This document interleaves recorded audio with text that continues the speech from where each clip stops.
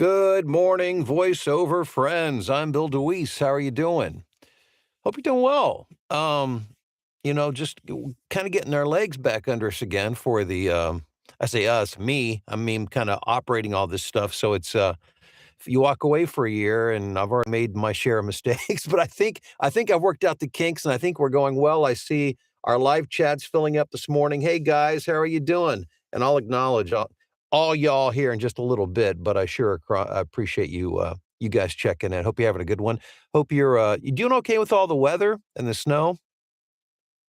I hope so. It's funny, and it seems like it's only fair. Living in the Chicago area, I live about an hour away outside of the Loop, so I'm not downtown, but certainly far enough north to feel the effects of the weather living in the north. But it seems like we're always getting dumped on, while people below Ohio, Kentucky, heading further down south, you know, get it pretty mild, but it's flipped. It's like we've had snow, but it hasn't been anything like what other parts, some of the southern parts of the country have received. But I hope you guys are, of course, we're geared up for it here. We have the salt in the trucks and all that. And it's not that way everywhere. So I hope you're getting along just fine. So yesterday we started a conversation. I shared a little bit, gave you some insight as to my motivation for getting back into the voiceover training, coaching thing. And I've been thinking a lot about, I have a passion for teaching. I think you know that, and I've exhibited that, and and have lived that throughout the years as a radio program director, developing talent, as a college professor, as a business consultant, and I love that. But what I love to do is I love to help to connect the dots for people. Whatever the problem is, wherever they at, sometimes it's just hard to be objective enough to see what it's going to take to get to where they need to go. That's the gap. And in voiceover specifically, I see that gap happen time and time again as people come into voiceover with high hopes and great expectations, a lot of excitement, and they'll start the process of doing what needs to be done. They'll get some training, and they get their website set up, they get their demos, and then and they're pointed in the right direction, perhaps, or maybe they're just kind of out there figuring it out on their own. But uh, regardless, they're moving ahead in whatever way they feel is best. But things don't work out the way they anticipated, and it's very difficult to stay motivated when you're out there by yourself. And that's one of the reasons I do this, and it's a huge reason why I'm doing my free voiceover community, which, by the way, this is just an introduction into that. This is just where we kind of start the day for a few minutes. All the real good stuff happens over in my group. And I put a link in the description below. So I'd love for you to go click it. It's not going to cost you anything. Just join the group and be a part of a community of people who are supporting and are helping each other. But what I see so often is people get to that point. They've got the studio, they've got their microphones set up, their recording equipment, and they've got the demos. And then it's like nothing happens because they're either not sure, or they're doing this or trying this and then they're trying that. And then they get frustrated and they try this and they get frustrated. A lot of that has to do with managing expectations. A lot of it has to do with having the right plan. But I think even beyond all of that, I think it's just having the tenacity to do it. And because it's not easy to build a business. I don't care whether you're selling widgets or your voiceover services. It's not just the work. The work's the easy part. It's that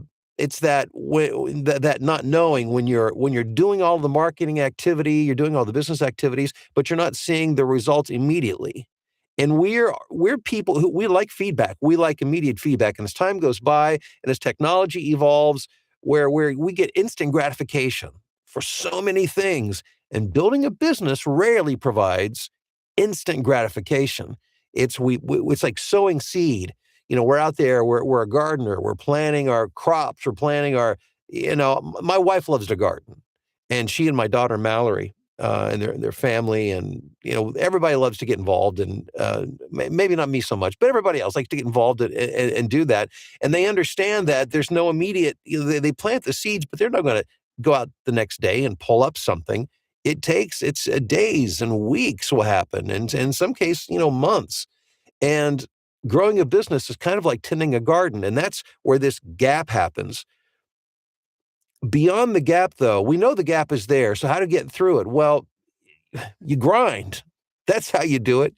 You do the thing that you know that you should do. And if you don't know what to do, join the group and get involved with people who can help support you along the way. But it's having the commitment and the tenacity to daily, to regularly at least, if not daily, on a very regular basis, to do those activities that sometimes it's fun, sometimes it's not, especially when you don't see there's not usually immediate gratification. Wouldn't that be awesome though? You send out 50 emails and get 20 jobs by the end of the day. I mean, wouldn't that be amazing? It doesn't work that way. To cultivate over time.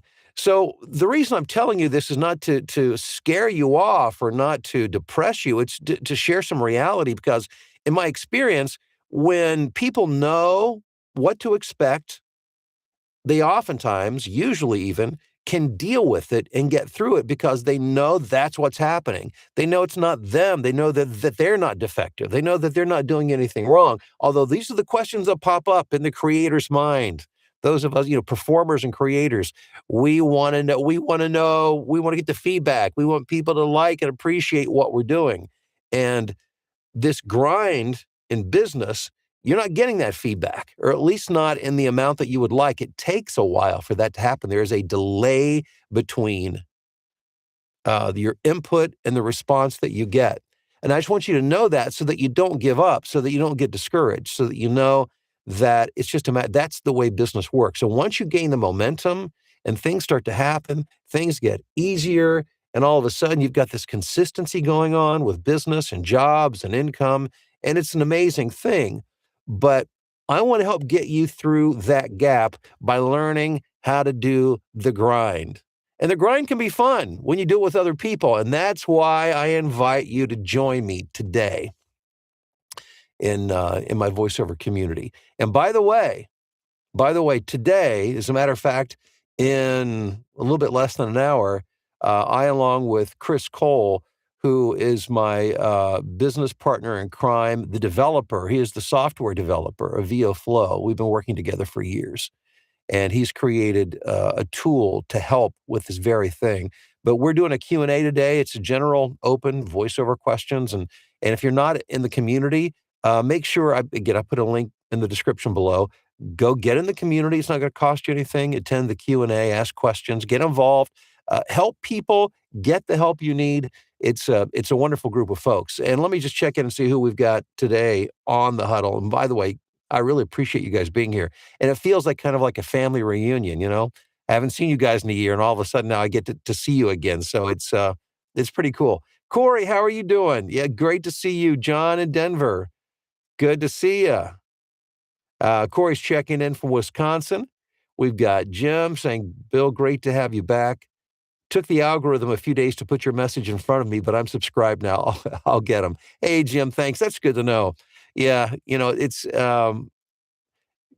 speaking of the gap and the grind, even like doing YouTube videos and such, waiting for the algorithm, doing all the right things so the algorithm actually sees you and notices you and begins to get it out there. It's starting to happen, Jim. It's happening. Hey, Dennis from across the field, my neighbor Dennis, how are you doing? Good to see you. Appreciate you being here, Dennis. Let's see here. Mrs. Robertson, how are you doing? In Seattle. Yeah, well, thank you. I'm really glad to be back. I appreciate that. GS in Longview, what's up? And from the great city of Lorain, Ohio. Albert, how are you doing? We got Sheila saying, good morning. I'm joining the morning huddle from New Orleans. Good to see you, Sheila. Hey, Joe. Checking in from the UK. Joe, I assume having lunch about right now. Scotty in Brookings, South Dakota. What's up? Sandra from London, Ontario. The community is great. I'm getting a lot of testimonials here in the chat about the community. I appreciate the kind words. Stephen, how are you doing? Grinding with everyone. Hello from Montana. Yeah. Voiceover it's the best thing ever. I still can't believe I do this for a living. I remember there was a quick story, true story. Very early in my career, I got my first, radio job, full-time radio job. My first radio job when I was, like, 19, my first full-time right out of college, 21. And it wasn't long after I got that job, and I was hired to do mornings of all things. For those of you in radio, that's pretty weird for a kid just out of school to get hired to do mornings. But I did, and I remember having a meeting with my program director who hired me, not all that long after being hired. And my program director said, and I'm paraphrasing, but said, "I think I really made a mistake in hiring you." And the reason was he did not like my voice. True story. Didn't like the way I talked. And I'm sure a lot of that has to do, and I carry a lot of that with me today. I'm from a place that I would say doesn't have a real desirable accent. And that is, I grew up near Columbus, but more southeast from there. So you're starting to get into the Appalachian country, and the dialect starts to become fairly thick. And it might have had to do with that. I don't even know. I don't even remember. Again, this is over 40 years ago, but I do remember this. I remember I was devastated. I was devastated. The only thing I'd ever wanted to do since I was about 12 or 13 years old was work in radio. And I was just told that I wasn't good enough to do it. And it's hard to explain how heavy that felt on my shoulders and in my heart. It was a blow that I came that close to quitting, that close to walking away. Had I done that, it would have changed the entire trajectory of my life. I have no idea where that would have taken me, but I tell you one thing, I wouldn't be sitting here right now. And I decided to grind it out. I wasn't gonna quit. If he wanted to fire me, he could fire me, but I wasn't gonna quit. And I kept moving forward, and I kept getting, people wanting to hire me for other radio stations, bigger and better jobs, and before long, I was off to the races. And, by within, like, 2 years, I was programming a big station myself and hiring talent and developing talent. You've got to be willing to suck it up when things aren't so fun and when things get hard, and if you will do that, there's a huge payoff on the other end, and I'm not just talking about money, I'm just talking about I mean, that's part of it, to be able to do it as a career, but to have the satisfaction of fulfilling the thing that you've wanted to do for so long. Don't let anybody or anything, including yourself, stand in the way. You can work through the grind. I know you can. And I hope to see you in the group today in my community. Again, link below in the description. You guys have a great day. And for those of you who are in my community, I will see you in about 45 minutes for the Q&A. Have a great day, guys.